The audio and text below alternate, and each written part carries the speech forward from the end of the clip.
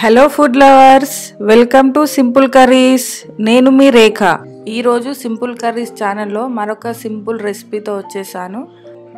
అదేంటో కాదండి, పిల్లలకి పెద్దలకి ఫేవరెట్ రెసిపీ అయిన వెజ్ మంచూరియన్. ఈ వెజ్ మంచూరియాను రెస్టారెంట్ టేస్ట్ వచ్చేలా ఇంట్లోనే ఈజీగా ఎలా ప్రిపేర్ చేసుకోవాలో ఈ వీడియోలో చూపించబోతున్నాను. ఇప్పుడు ఒక మిక్సింగ్ బౌల్ తీసుకొని 2 కప్పుల వరకు క్యాబేజీ తురుమును వేసుకోండి. దీంట్లోకి 1 కప్పు మైదా, 1 కప్పు కార్న్ఫ్లోర్ను వేసుకోండి.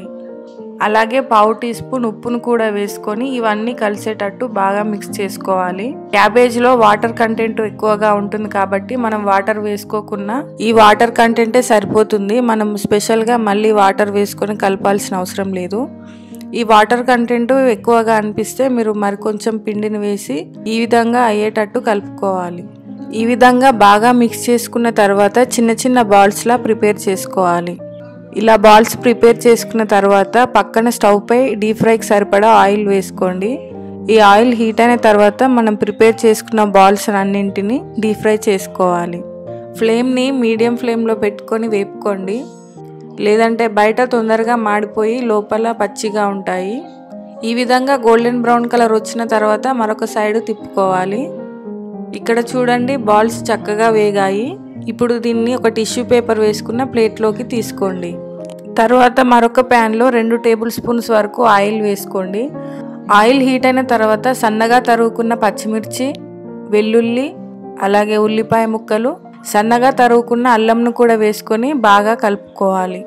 ఇవన్నీ బాగా ఫ్రై అయిన తర్వాత 1 teaspoon soya sauce, 1 tablespoon green chilli sauce, 1 tablespoon red chilli sauce, అలాగే 1 టేబుల్ స్పూన్ టమాటో కెచప్ని వేసుకొని బాగా మిక్స్ చేసుకోండి. ఇలా మిక్స్ చేసుకున్న తర్వాత 1 టీ స్పూన్ వెనిగర్ను కూడా వేసుకొని బాగా మిక్స్ చేసుకోవాలి. ఈ ప్రాసెస్ అంతా ఫ్లేమ్ని హై ఫ్లేమ్లో ఉంచి చేయండి. ఈ విధంగా సాసెస్ అన్నీ దగ్గరికి వచ్చిన తర్వాత 1 టేబుల్ స్పూన్ వరకు వాటర్ని వేసుకొని మరొకసారి బాగా మిక్స్ చేసుకోవాలి.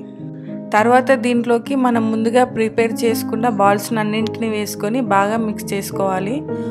2-3 నిమిషాల పాటు బాగా కలుపుకోండి.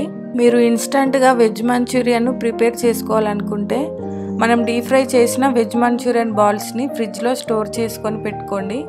మనకు అవసరమైనప్పుడు ఫ్రిడ్జ్లో నుంచి వెజ్ మంచూరియన్ బాల్స్ తీసి ఈజీగా ఇన్స్టంట్ వెజ్ మంచూరియాను ప్రిపేర్ చేసుకోవచ్చు. లాస్ట్లో దీనిపై కొంచెం కొత్తిమీరను వేసుకొని స్టవ్ ఆఫ్ చేయండి. అంతే, చాలా సింపుల్గా రెస్టారెంట్ స్టైల్లో వేడివేడి వెజ్ మంచూరియాను ఇంట్లోనే ఏ విధంగా ప్రిపేర్ చేసుకోవాలో చూశారు కదా. మీరు కూడా ఈ రెసిపీని ఇంట్లో తప్పకుండా ట్రై చేయండి. Thanks for watching. మీకు మా వీడియోలు నచ్చినట్లయితే మీ ఫ్రెండ్స్ అండ్ ఫ్యామిలీ మెంబర్స్కి షేర్ చేయండి, లైక్ చేయండి. Please subscribe to my channel.